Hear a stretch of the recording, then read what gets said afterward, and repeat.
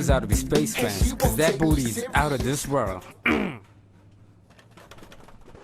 T-Bone! Njero orushite.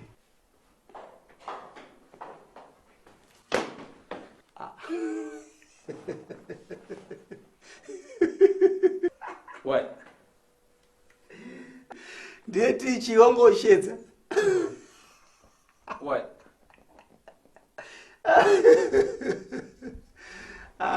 Vanhu yangu mandichikona kungoenda kuamerica bhozo kwati tichi T-Bone, nigga.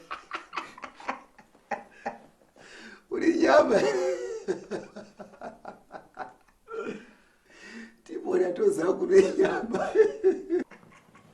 Whatever, boy. T-Bone's here to stay. Boy? Whom are you called boy? Unozandirani wako? Welcome to your ground. My name is King BOAZ. And today we are somewhere in Australia with one of the legends on the Zimbabwean art scene who goes by the name Tonderai. Most of you will know him for different things. You held the mic, he was on stage, he was on TV as an actor. So we'll get to unravel all those things as we go on. Tonde, welcome to the show, my guy. Hey, thanks, boss, man. It's been a while. I haven't seen you in, I would want to say 7 years. 8 years, yeah. Yeah. The last time I saw you, last time I saw you, your hair was this long. Well, your hair was this long. Yeah, you know what they say, you grow peacefully and gracefully, right? Yeah. You grow gracefully.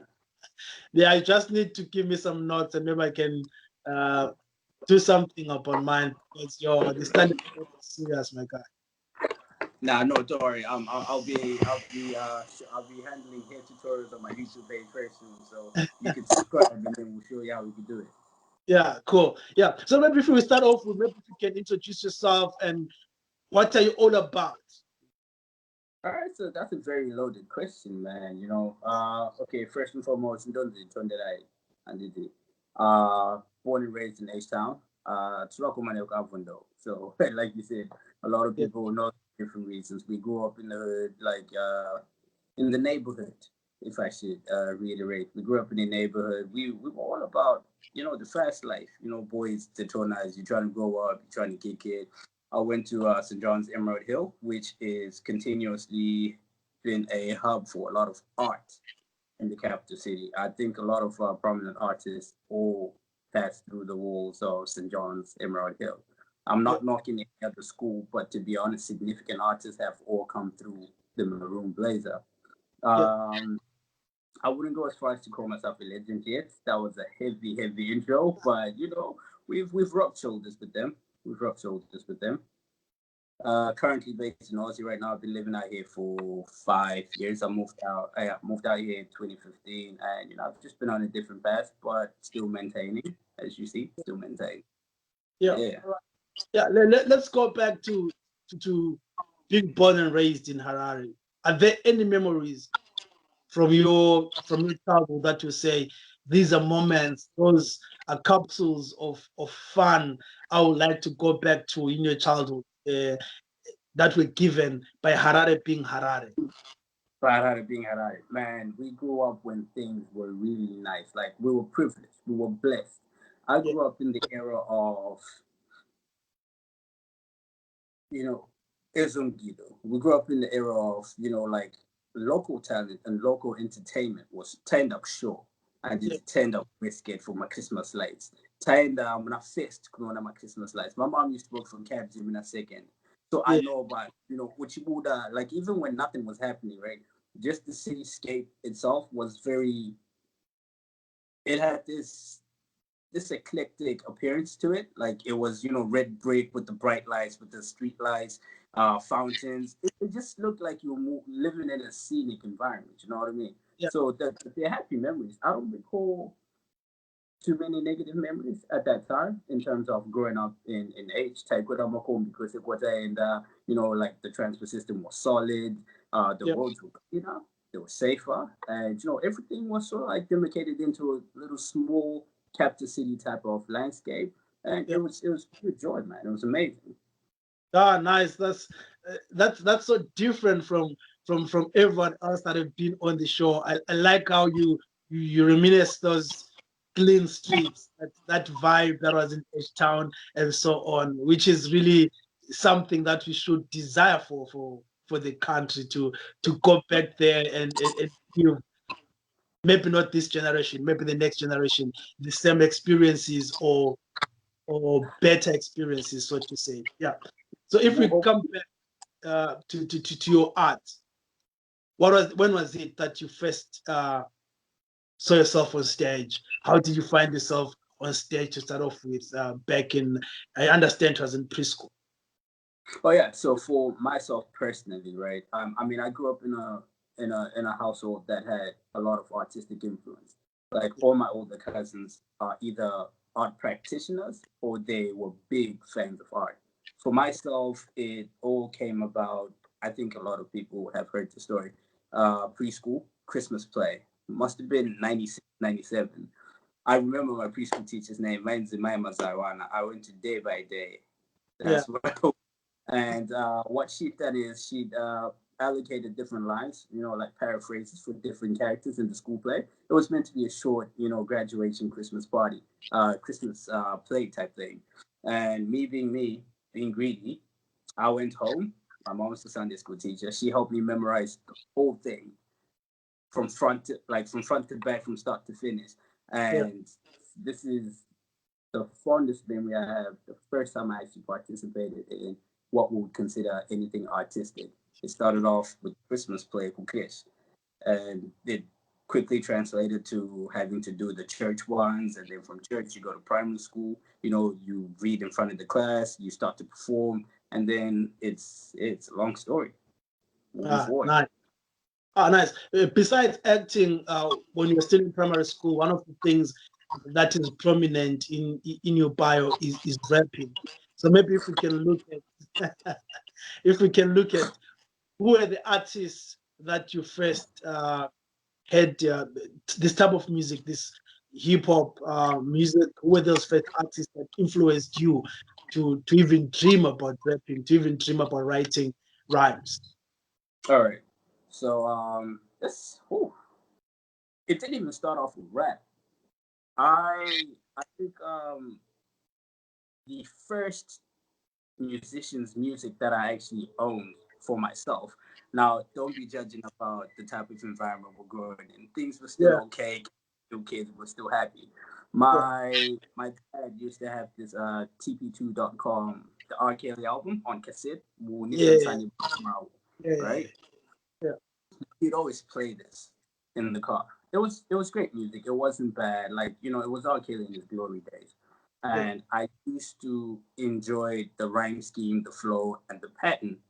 So I heard the song Fiesta. This is before I even heard the remix with Jay-Z, right? Yeah. So Fiesta used to be my joint. Every time Fiesta would pop on, right, I would spaz. I was like, yo, this is really sick. And as a child, your mind's a sponge. You quickly learn to mimic what other people are doing. That's how you learn what you like. You mimic. If you mimic it well, it becomes part of your personality. And after I've crammed the lyrics to Fiesta, me and my cousins, it comes on. We all start to do it, and then we all start to love it. This is how we start to introduce each other to different types of music. Now, one of my favorite cousins, I'm not picking favorites, but I'm just saying one of me. He was several years older than me. Marshall was about 10 years old. He was listening to the DMXs, the Biggies, the Pods. He was listening to Wu-Tang. And he introduced me to the Great Depression. All right. Yeah. Great Depression. This is when it started to really make sense to me. So it wasn't just music that sounded nice or that looked okay when you watched it. It started to, I started to break it down into bits, into the storytelling, the cultural impact it had, and what it represented for the listeners and the artists themselves. So by the time I went to high school, I'd already had this foundation of, okay, if you're picking out what we consider hard, right, it's got to have the fundamentals. It's culturally impactful. It's got the great storytelling. It's got great rhyme scheme. It's got the heavy beats, and it gets the people wow. So this is it. And we started to write our own music after hearing, all these other people making them. Like, yo, I could do that. Like, just play the tape, play it back over the beat, over your favorite rapper, and then you start spitting. I remember Get Rich or Die Trying, 50 Cent. Now, this is a fun story. So, Tai and the Hoton Park Kwegara na Oli, 425, amazing artist. And I remember it must have been a Sunday after church, and the Saturday before, I can't remember what the show is, but it was similar to Coke on the Beat. I don't remember what it was. But back in 2003, 2004, 2002, go, right? He recorded the video, in the club on a videotape, because that's what we used to do. So on Sunday, right? And then it's like, yo, bro, you gotta see this. You gotta check this out, right? He takes the tape, he rewinds it, and he shows me the premiere in the club. I think it was the first time he premiered on ZBC. And then in that moment, right, because he had time with it, and he's, again, like I said, this mind of a sponge type thing. He was singing along to the actual song, and I was like, whoa, I really get in onto this, you know what I mean? Because, if you didn't know, like if you were not there and you heard somebody recite the lyrics for you, you would think they were making it up. So you'd always make up your own just in case they ask you to sing a part of the song. And then this is how we conceptualize our writing skills. You just come up with a few things, follow the same beat, and kick it. Ah, nice. Yeah. So still on the rap scene, you seem like you were a student of the game in many respects. And even if we look at the type of the artists that you listen to, do you remember anything work that you did, or not necessarily work, something that you say, if it was now, I wouldn't do that? What was I thinking writing that? Yeah. All right. I probably won't even remember the rap. I can tell you what it was about, but I will not be able to outdone. So Ludacris quickly became one of my favorite artists, to the point where I would write his lyrics at the back of the book. And I remember first year of high school, my mom actually confiscated my laptop and all my music CDs for probably a good year because I was obsessed. And Luda was quite controversial at that time. He was quite provocative with his music. So what I did was, I think it was the What's Your Fantasy featuring Shauna, right? The Ludacris song. I wrote my own rendition of the same song. It had the nasty kisses. You're talking about all these things you don't know about. And I would honestly say, at that stage, me not knowing or me not being able to comprehend what was actually being said in the song, and me trying to write along, imitate how quick it was going and what it was talking about, that's probably the wackest piece I wrote for myself. It was a disservice to the song. But that one would have been trash. If I remember it, I'll send you a clip. Oh, I could ask T-Shop. T-Shop, because he was my sparring buddy, and we actually rapped together through the first 4 years of high school. So he would be able to tell you when I was writing garbage or when I was writing some hot stuff. It was fine. It was fine. All right, and then we come to 2007. You and your buddies, you entered the competition for the British Council Power in the Voice competition, and you guys were in the top 10. Maybe if you can take us through that experience, what is it that you guys did that made sure that you were in that top 10, and how was the whole experience for you? All right, great. So I'm start name dropping. These cats better pay me because I'm about to put them back on the map. So high school, I went to high school and I used to hang out with the clique of dudes. There was about 4 of us. Like initially, we called ourselves the Mob. And the way the Mob was set up, it was more like it was Matez's unit, the boys band. So it was pretty much like that. So we had roles. It was me, GDKs, Bala, and T-Shock, right? So it's 4 of us, Tony Mo, Mina, Tony Mdigi.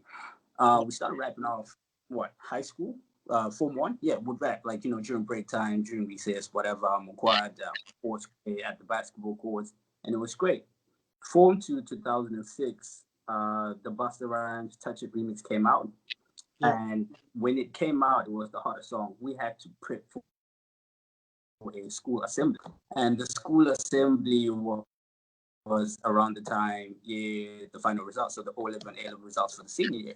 So our school teacher, like our class teacher, had said our assembly should be themed towards motivating the ones that are writing their finals for that year.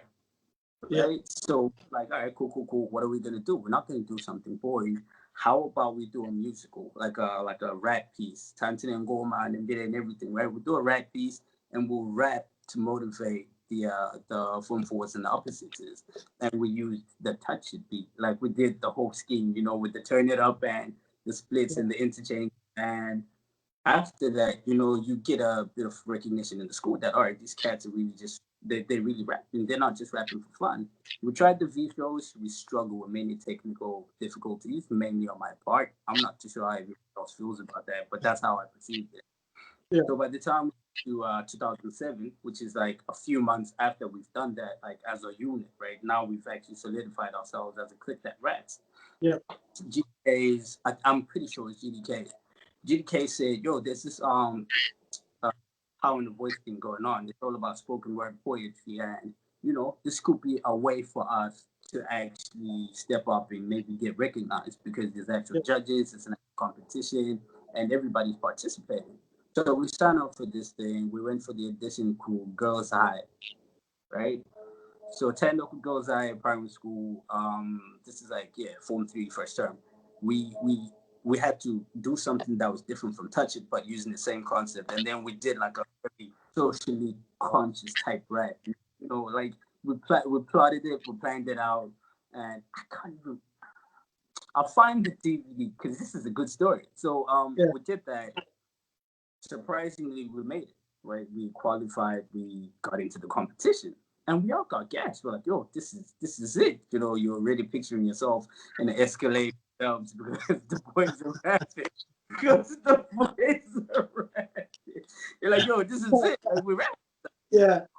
So a couple of rounds. I'm not too sure how many we started off with, but we kept going to Girls Out to do the thing.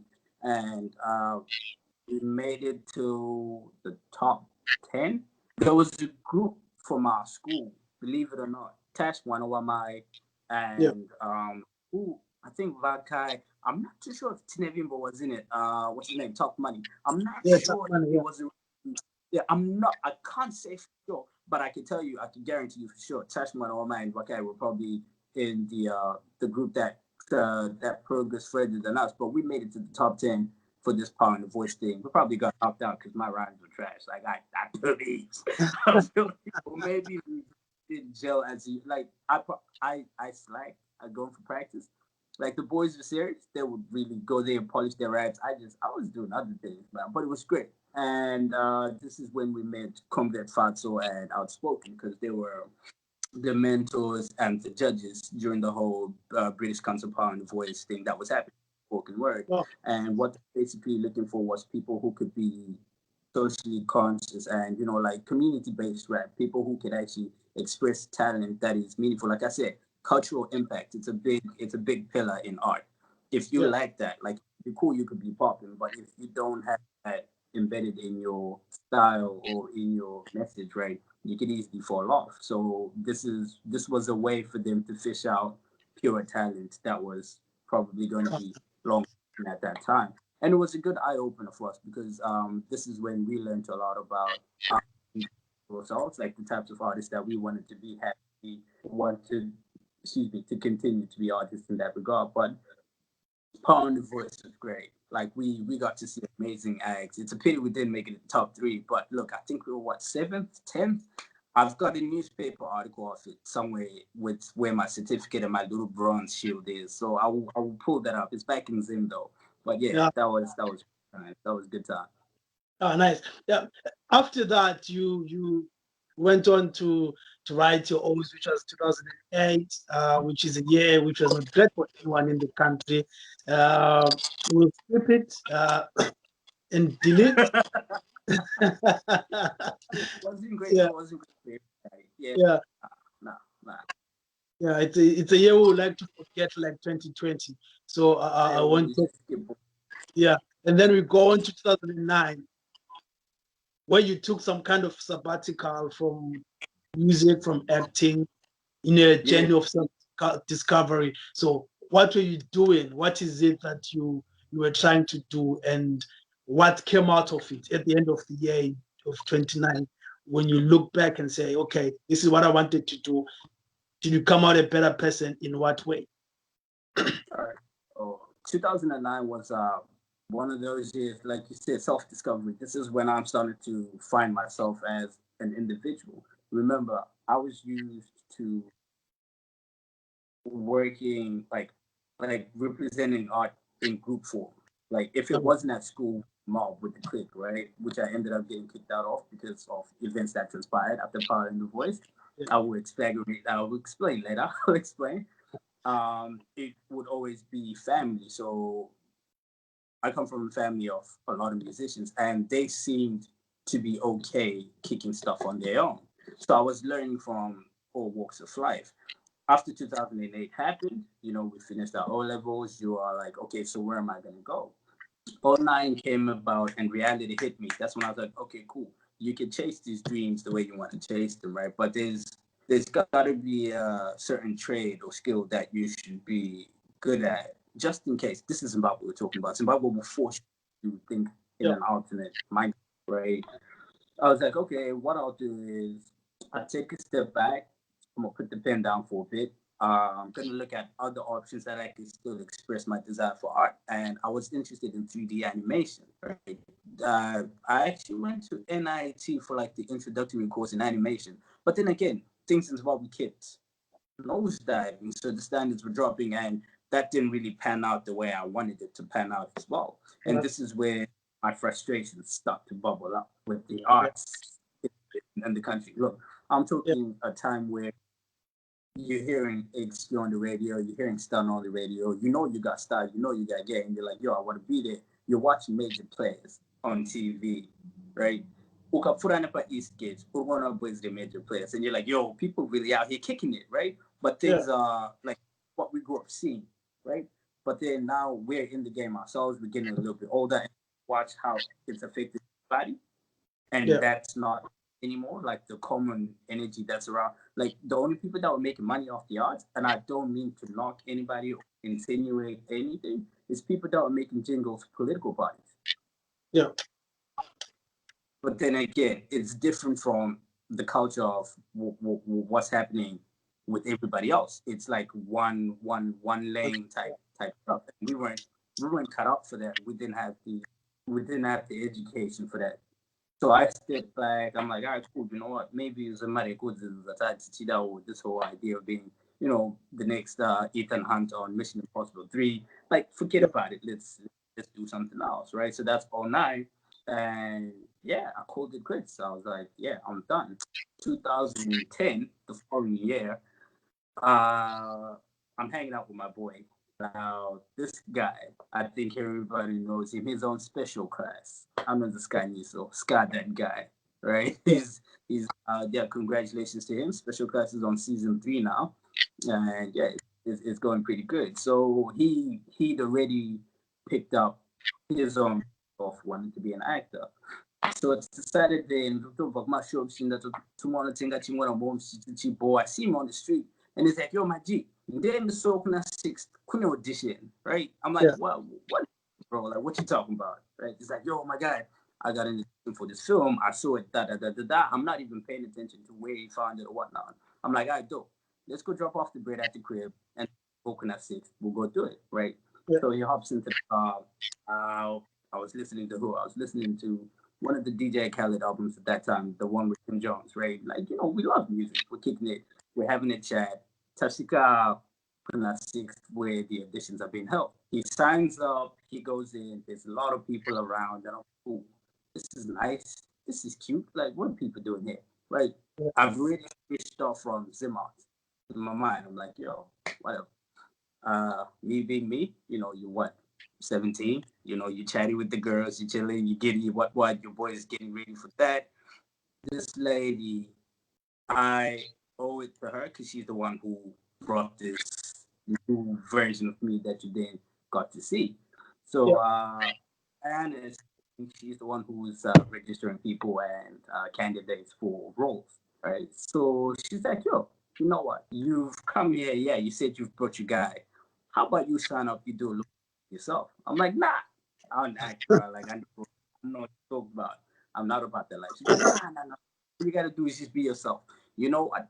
If you sign up, right, you get to hang out with all the other people that are here. I won't tell you who's here, but you know the other cool people that are here. So again, Tonanda Zin, I'm like, cool. There's some cool folks here. Cool. I'll sign up. So I sign up, and with the character Bible that she gives me, she made me pick a specific role. So I don't know what she's seen. She's like, yo, you'll audition for this kid called T-Bone. She gave me a bit of a background. They're coming from blah, blah, blah. It's going to be quick. Just read through this lines. You can practice with everybody else that's out there, right? So I don't know how auditions work. I have no idea what's going on at this time. Like auditions anyway. I don't even know what I'm auditioning for, right? Sky's good. He's got everything on point. He's kicking it. So I go, we read lines together, and he goes in at a different time, and then I get called in at a different time. So I walk into this room. I remember seeing Joe, Wanisai. So I'm talking Joe Jagu and Wanisai. Can't remember everybody else. I don't want to say the wrong names because I don't want to offend people. I don't want to offend anybody. But I walking in and they're telling us what to do. And yeah, we read the lines. We went for the first take, right? You know, I'm just, standing in the line. I read the lines and I'm like, okay, I don't know how that went. Like, that's cool, whatever. He asks us to stop. They do their chit chat. They're writing down stuff. They do their chit chat. And then he looks at me. So Joe's got that look that he does where he folds his arms and he does that, right? Yeah. So he folds his arms like, what's this dude doing? I remember he had his nappy hair and his beard. You know, he was on his director mode. All right, cool. Is that? And then he gave me a bit of directive instruction. He was like, yo, I want you to relax a little bit, pretend that you are coming from a different place. Like just deliver those lines with that type of energy, that attitude. I was like, I bet, cool, whatever. I can follow instructions. And then we went for the second run and we kicked it, right? And it's like, all right, cool, that's all right, that's cool. Thanks guys for coming, get out. Next. And I was like, all right, that's done. Tabuda, Tapedza, um, Diana says, oh, you guys got to hang out a little bit so we can find out who the director shortlisted or whatnot. Like, we've got your contact details and whatnot, but I just need you to hang out a little bit, just to chill. So this is when I'm starting to see all these industry people. The most significant person I met on that day was Eddie Sandy Follow, because I think they just finished Souls of Emmanuel. So he had a big talk. You know what I mean? And he's like the big talk. Everybody's like, yo, that dude, that movie, that chi. I'm like, oh, sheesh. Okay, so this is real. Like, this is a whole different side of the world that I'd already blocked off over the last year.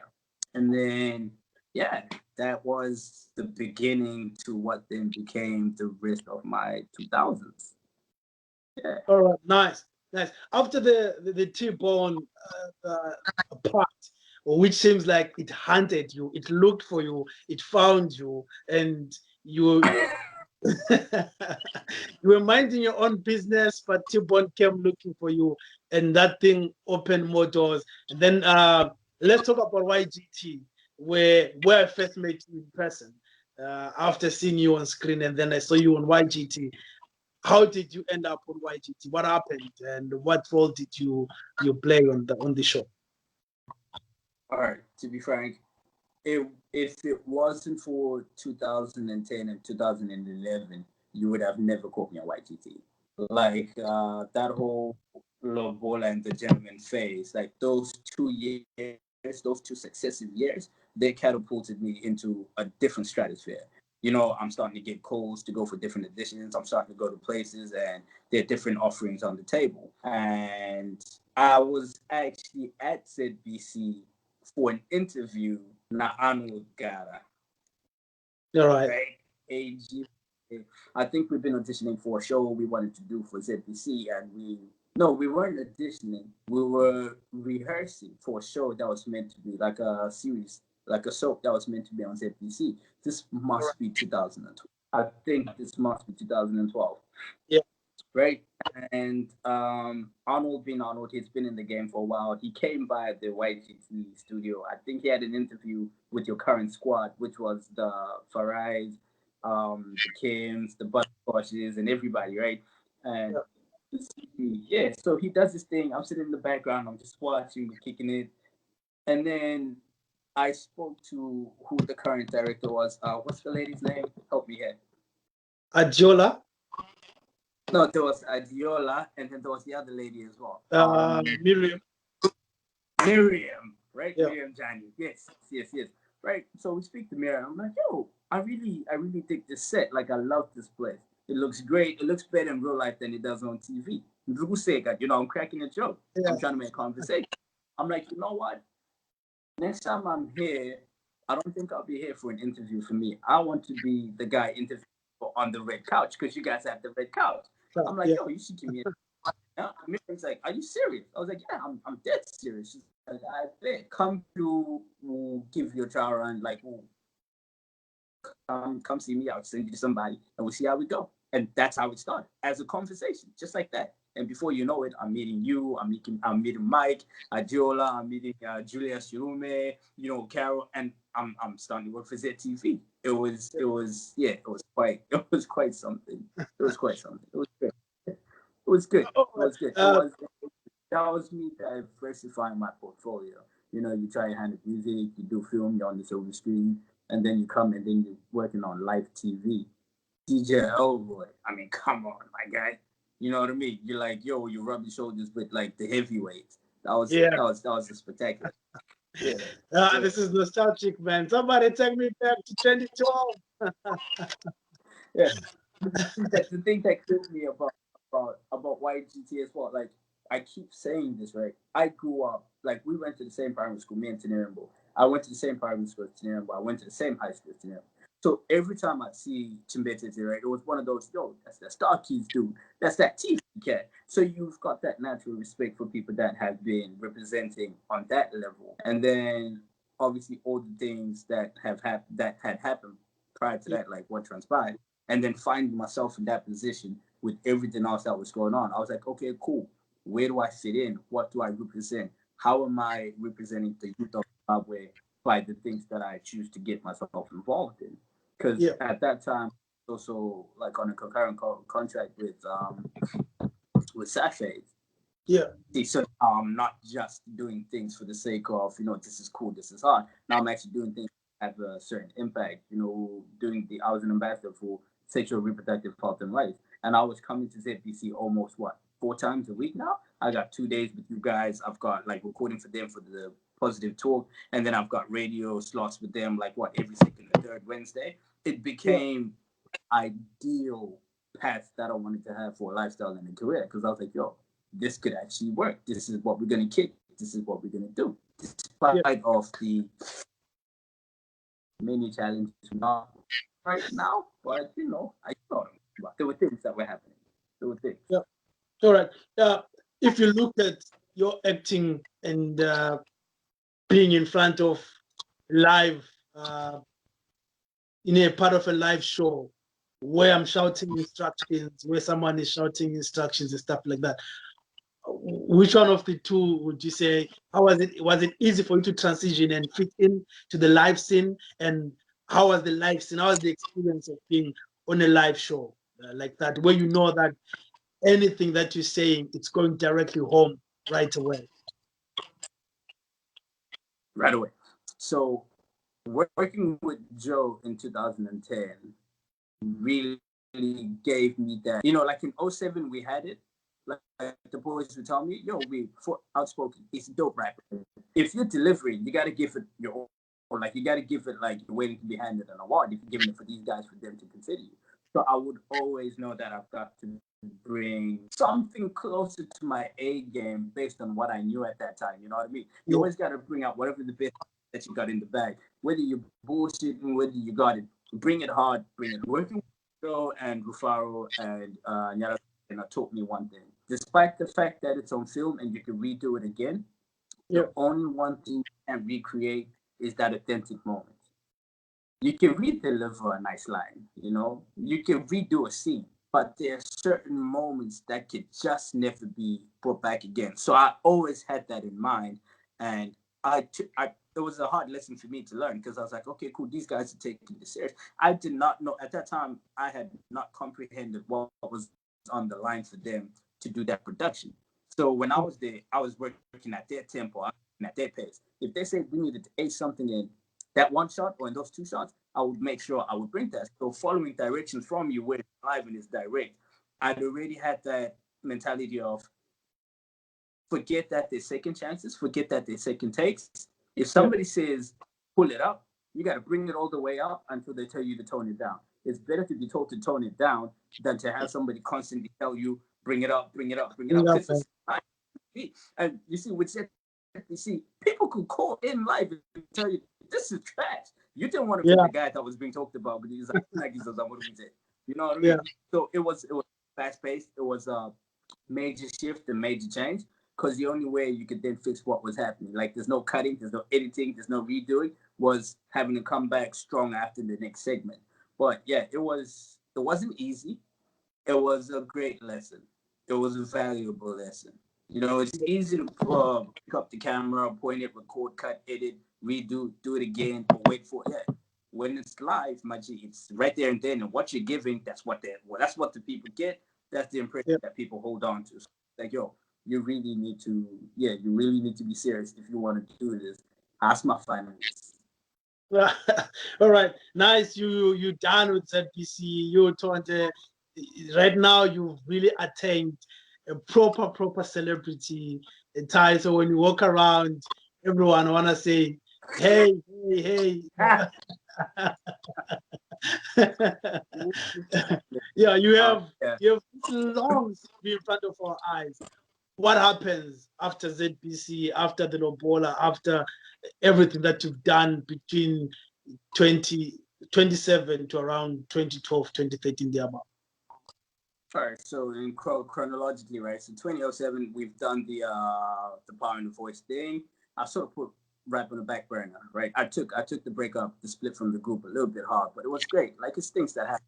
And then the situation in the country, right? The situation in the country, I'm like, whoa, this might not work. 2010, things start to look up. Like I was not expecting that. That was like a major up and up and up. The next feature film that I'm in, right? It's not so easy. You know what I mean? We're doing The Gentleman. You know what I mean? I'm like, yo, Oscar Academy winning dude. I'm out here knocking out these rocks, right? And then we did a production with Mark Mandisor. It was called City. Now, how I approached that project, I think, like you said, when people start to say these things, in the back of my mind, it was more of a rebrand. Like, okay, maybe I don't want to give off the same character that I had before. Yeah. Sad to say, it didn't work out. I don't even remember seeing it. I don't even know if it came out. I never heard from that side of thingy, so that's cool. I go to ZBC, I kick it for a couple of years. No, actually, it was the year. So 2012. We kicked it for the last half of the year until my frustrations got to me as well. It wasn't that the celebrity was getting to my head. I'm getting older, right? I'm what, 18, 19? I'm understanding the concept. You need to get remuneration. There needs to be something that comes back, right? So I'm like, all right, cool. Maybe it's not working the way I want to work. 2013, I'm still good friends with Arnold. He introduces me to Nakai Tsuro. Nakai Tsuro says, yo, fellas, I've got this great idea of a scripted reality show, right? So you remember me, I'm always looking out for stuff that means something. So she breaks it down to me. She said, it's going to be this semi-scripted reality show about, city kids from all different walks of life, monogaraku for a period of time, and then you get cultured. So the idea behind it was fabulous. The idea on paper was great. It was a nice concept to actually kick into, you know what I mean? So she handpicked, 7 of us. Tata the MC was there, AG was there, Ashley was there, ASC, Roro, my little sister Ro, she was there, I was there, and we're like, okay, cool. We'll kick this. Right now, Alvina, my guy, Alvina was rapping. Alvina was spitting fire those days. She was dope. So we kick this, and we had a lot of technical difficulties, a lot of production difficulties. We're working on zero budget, but we did the best that we could at that time. like on the ground, how the production piece was put together, how it all came out, the representation that it did made on screen, and the impression that people had of us after we did that. We had no creative direction over that aspect. Now, this is, I'm speaking in hindsight, after looking back at from getting the idea on paper, executing it, watching the final product. I'm not saying it was trash. I'm just saying after listening to the reception and watching how it was received, right? I can see why there was that disconnect and that misunderstanding of what we were trying to do versus what the people actually perceived. All right. Right. Yeah. So, and then I get wary again. Right. I get wary again. I'm like, okay. You know, what's happening here? And you got to remember, we're working, no guidance, no agents, no managers, no management, solo dolo. You're just working based on industry connects that you make. Silent era. Hey, trial and error. It's Zimbabwe. It's it's a concrete jungle. What does ASAP say? By the way, ASAP's one of my favorite local rappers. On the song, I think the dog does the chorus. Sanzi, abanano ndisimuzira musoro, muno musango musina mutemo. Bro. Yeah. Bro. Musango musina mutemo. You know what I mean? It's a wild jungle, bro. No rules. It's no holds barred. Like it's crazy. It's crazy. Yeah. So we kick it. That doesn't work out. Something that's actually going well between that period is my situation with Savage. So, not only am I getting to travel, I'm also starting to figure out that life is bigger than just art itself. Like, art is the channel for, information and culture. So I'm caring more about these things. 2014 comes, I saw myself out for film school. All right.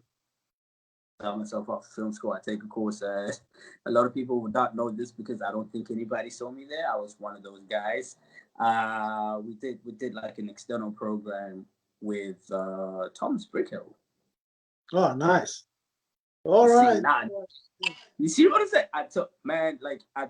Things happen. You end up in these places. You end up meeting certain people, right? So we do. My auntie makes one who was like, yo, if you really want to do this, come kick it. Like, I know you've got the passion, you've got the desire. Maybe since we end up hitting the wrong direction. But look, how about you get a formal training into what you're getting into? Maybe it will make you understand the state that the situations are in. I'm like, you know what? I'm all in. Let's go do it. So I do a year of film school, and this is when I meet Thomas Biggel for the first time. And he takes us on the we did like a very condensed program. It covered everything from script writing, directing to sound. It did the whole principles of film, and it was pretty solid. It was great. And we partnered with the University of Zimbabwe for our final product, our final school project at the end of the year, and we had access to their theater department where we got a few actors from there to finish our project. I'll tell you, it wasn't all negatives. It was actually great because one of my friends who's actually successful after that whole film course, right? Terry, he runs 10 Media. All right. Terry's doing some great stuff right now in the midst. He's doing very good stuff. We said same group. We started at the same time. Terry did that. Nice. Yeah. Right. Like, if you were going, all these characters, they keep popping up. Yeah. But you've really interacted with some of the big names like in the art industry in Zimbabwe, even from your rap days, looking at the film now, John Jaku, Prequel, they have something on Netflix, Outspoken, Comrade Fato, they're still big on what they're doing, Choco Festival, Makamba, Joint, and other stuff that they're producing now. So all those are guys who are really part and parcel of our art scene. We cannot talk of art scene without mentioning them. Yeah. Before I come to the questions that will kind of round up our chat, I won't let you go without giving us something. You're a rapper, dog. So I need something from you. I need something from you, dog. I need a verse, dog. I need a verse, dog. Written, signed by Tonderai. I cannot ask you to act right now. You know what? A lot of people are actually gonna hate me for this because we always talk about this with T-Shark. We always talk about when like if you're really about this rap life, when anybody gives you an opportunity to drop, you should Yeah. be ready. You should be ready, right? But the thing is, I am working on something, right? Right. And I am it's a passion project, and I'm like, yo, my G, I don't want to release it prematurely. Like I know this is a great platform and a great opportunity for me to be like, yo, turn around, come and get it. This is what we about. This is where we at, right? Like I'm going to have to humbly turn down this. I know I'm making this is probably going to be the worst decision I've made in 2020. This is Yeah. probably going to be the worst. 2020 is already bad. Maybe if you can give us something from way back then, not something fresh.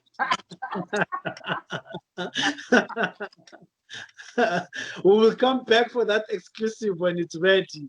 Now give us something that's already out. Why you putting me on the spot like that? Why you putting me on the spot like that? Just a verse, just 16 bars, just 16 bars. I was just 16. Man, it's just we get some instrumentals in here. Like, bro, did you really have to? Did you really have to? King BOAZ, my guy, my guy. Wow. You never know. Universal might be watching. Hey, if Universal's watching right now, they're not giving me that contract because I'm out here. I'm refusing to flex. I'm resisting. All right. What do we want? Something just very. No. My mom's gonna be watching this. I can't say that.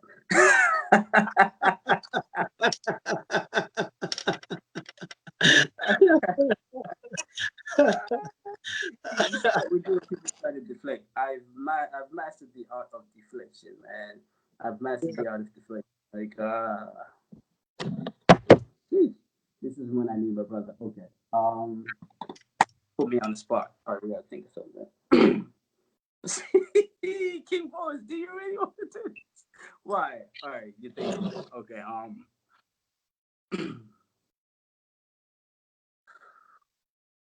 right, I gotta think something. Give me a topic. Give me a subject. Hang on.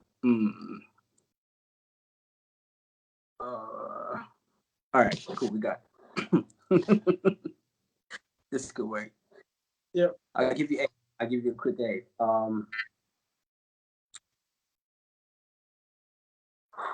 right, hey, got it. Anzi, bona tasika panzimbo. Tuma baby twakanaka twandi momotera. Kogenga in the back chimona. Dito conversation legit it. Young and thug in my movements undercover. A lot of dudes hate to see me. Did you fire out? I keep it basic when lacing my verses. I'm amazing. I got a text from old girl Hansi. I drive her crazy. AVO be the crack. The 263 will fear no man. Best believe it. I made it. We're rocking every kind. Anything if you need it, we got it every kind. Yeah. My Diddy to no mixer. Chikwata scattered in the area. We're taking over. I'm one of a kind. Kandumaka, this is God's design. My mental pen's purpose is to murder instrumentals. Kuspaka Vana Jama, Netuma Ghetto. We get together with this magic, me and my people. Ain't no better feeling knowing you the hometown hero. Yeah. That's a Yeah. know No, that's dope, man. One of a kind was designed. I got that one. Hey, young Kandumaka, this is God's design. Like it's part of the program, man. It's part of the program. Yeah. I should. Oh, all right, that's cool. All right, I see what you did there. All right, nice. You moved. Yeah. You moved from Zim, and now you're based in Australia. Yeah. What are you up to now? Are you still involved in art? Still doing any form of art? Yeah, I'm still like so prior to me moving actually, right? I skipped over a night show. I did when Nico bought it. right? I got to work with Nico at some point, right? We were doing an indie film for Kim Gwanzura. She's now got a nice podcast that you could get on Spotify as well. We did a film named The Conversations with my mother, so it was a short film. Oh, nice. And I met somebody who always encouraged me to want to dabble in theater. Right. Again, you see how far back we've gone back. So somebody you meet a long time ago, right? And then 4 or 5 years later, it so happens 2015, I run into this person again, and they're quite encouraging about theater. So at the ZGS, I think it was funded by the American Embassy. They used to do the stage reads. You've heard of Yeah. Yeah, Almasi is that night. Yeah, that night good as baby Almasi. Yeah, we did a few stage reads there. I brushed shoulders with another group of amazing people. So that was the last thing that I did before I left, because I then left a few months after that. So when I came here to Australia, I was quite passionate about a bit of theater, but silver screen was what I was really into. So I set myself up with an agent like the first 2 years, and we just did a bunch of ads, nothing special, nothing you guys can see out there. It was just a couple local ads, and just to test the waters. But to be honest, school got into the way. Like, I was focusing again back to that 2008 2009 fear. You gotta focus on securing the trade before you did that. And then once I finished that, that's when I would have said I picked the pen up again. But it's been an ongoing process. You get into the hustle and bustle life. My friend says I get caught up into the 9 to 5. And I used to be more passionate when I was hungry, but once I got a little bit stable, right, I started to neglect the art that's in me. But what I've been up to, I've been slowly getting back into it on a consultancy basis. Like, I've seen a lot of artists come up, and it's a privilege that they trust me with their work. So like, if you've got the ear for it, you get it. People run their ideas by me. We get a look at it, we feel it, and then and this is slowly bringing back my passion. Like I said, I've been working on the pen. It's a passion project. It's 2 years old now. Ah, nice. But it's still in conception. Like, it hasn't been completed because the world is changing so fast. And I think maybe I just think maybe I need the right timing for it, like the right timing for me to be like, yo, this is what's happening. But I've been watching everything that's been happening. I'm a big fan of everything that's come up between now and then. So when that's complete, I'd say it's about 45% done now. So when it's nice and ready, it's gonna be like Tony at this stage, Tony you see at this age, who's had all the experiences, the growth, the life experience, and we still have the same drive, still have the same passion, still have the same passion. Yeah. All right. We'll show you. What's the perception in Australia about Zimbabwe, and what can art do to maybe paint? I don't want to have a cosmetic kind of painting over Zimbabwe, but to really paint something that is really positive, that something that is really happening. Because one of the things that I think has managed to survive everything else is art. Mm-hmm. So maybe what is the perception, and what is it that art can do by people back in Zimbabwe and people in diaspora, if they're involved in art in one way or another? What would you advise that they do to try and give that positive vibe that is present in Zimbabwe? Because we have our music, which we vibe to up to today, something that was released yesterday, a day before yesterday, still sounding good and nice. Yeah.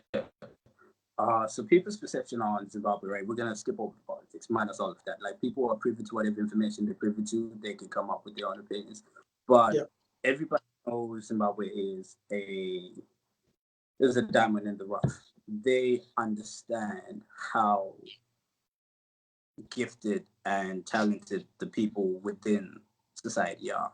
Like, there's so many artists that you would be surprised that their names come up in conversations out here. I'm not talking about just the obvious job praisers and the excuse and the turkey vibes that are doing great, because these people get a chance to come out here to perform for the people, and they represent home, and their content is actually pretty solid enough, which is what your question is asking me. What can artists do in order to help that what Zimbabwe is like to everybody else, right?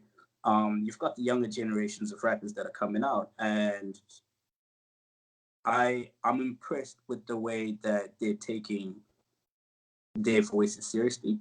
It's one thing to have an audience of 10,000 people. It's another to be schooling the 10,000 people about the mind we should shift within ourselves for us to have a better experience with how ugly Zimbabwe is right now. And I say ugly in the sense that there are a lot of unfair things that are happening. It happens everywhere in the world, but this is a personal thing because this is our Zimbabwe that we're talking about. I feel like art is headed in the right direction. Like if they could continue to do that, like there is a balance in every situation that you're in. We've got the happy-go-lucky. You know the people that are dropping fine music that's purely happy and oblivious to how harsh things are on the ground. And then you've got the advocates that are coming out who are out there passionate about, these are social justice issues. This is what's happening. It's all relevant, right? But these work in tandem. One can't live without the other. There can never be social justice without that happy song to come with. We can never toy if we're not going to have a song to drink up to after that toy. I feel like in as much as the artists are doing whatever they can, it's really, really up to the fans to reconsider their position. I, as an observer and as a consumer, right, I find myself monitoring how our own fans look at our own art. All right. Yeah. We're looking at people performing at, I'm talking about high level skill, right? Doing the same thing you would consider similar to whatever they're considering mainstream, right? But if it's being done by somebody that sounds like them, looks like them, they have a very limited respect for that, right? But they're quick to praise someone who's coming from a different walk of life, who's never done anything for them, who hardly represents anything about them. In fact, what they represent is a fantasy of where they want to be, where the fantasy of what you really are and where you really at is in front of you. Is the one thing that you drop in. In fact, we've developed this negative culture of pulling ourselves down. It's there. Whatever quality they're looking for, we've got it. Got it. Yeah. Better feedback. Like sometimes you don't even have to say anything. If something nice comes out, whether you give it a thumbs up, whether you give it a thumbs up, sometimes you don't have to say anything. Let it live in this moment, right? Because it speaks for itself. Like you said, it's timeless. People out here, if you have negative connotations about something that's come out, people are going to skip past it. They're going to ignore it. And if eventually, even if they come across something that sounds nice, but because I come balls on that shit was whack, they're going to ignore it, right? Yeah. And these are the people telling the stories of what Zimbabwe is like. These are the people painting the image and invoking the feeling of what Zimbabwe feels, sounds, tastes, and looks like. Yeah. You know what I mean? That's deep, man. We work together. We work in tandem. We work together. It has to be a uniform culture that we have. I'm not saying let's not call out what's trash. If it's trash, it's trash. Yep. You know what I mean? If it's hard, let it be hard. If you don't want to say something is hard, leave it alone, trash. Because once you start to put negative connotations on something that's pretty solid, how's anybody else going to take it seriously if we're not taking ourselves seriously? Oh, nice. The only phrase, like you said, you used terms that I'm still a little bit uncomfortable with, right? Celebrity. You celebrate an individual, you celebrate a brand, you celebrate an art. How are you going to say they're celebrity, but what you're doing is you're deprecating them? All right. Yeah. Celebrity. Cool. People make false steps, people make foul moves, like their social life and whatnot. Hey, everybody got that stuff. We've seen J-Lo's kitty at the Super Bowl. Like, come on. Things happen. You know? Yeah. But that's not the staple of who the brand is. Things happen. And I feel like because, like you said, things are tough, things are hurting, and maybe because we're familiar with these people that are coming out, it's hard. It's easier for us to bring them down. It's harder for us to actually say, look, to the world, this is our prized possession. This is our gem. Let's protect it. This is our sound. This is our guy. Let's put him forward. I can name a lot of right now that are fabulous, that are representing at the utmost level. And the only thing that seems to be making other people turn a blind eye to them is the negative comments that, again, the same people that are supposed to be building us up are continuing to bring us down with.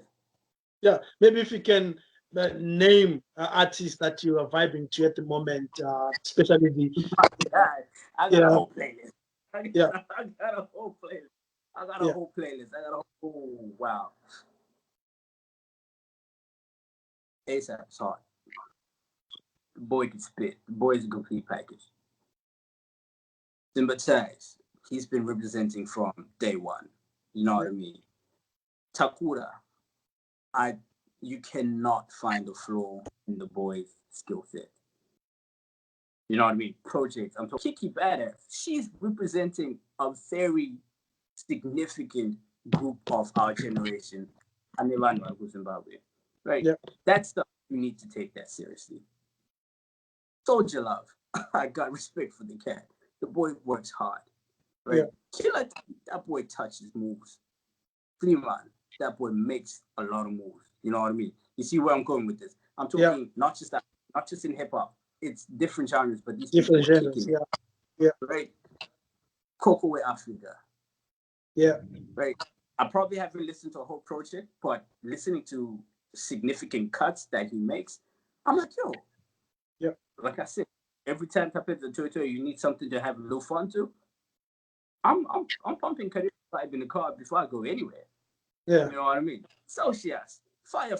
That's everybody knows that's my go-to song when I'm ready to turn up. You know what I mean? Like T-Shark, I don't know why people portray him as an underground artist. Maybe he hasn't broken mainstream, but he's got the significant rap skill set. And again, social commentary. You want people that are rapping like that. 025.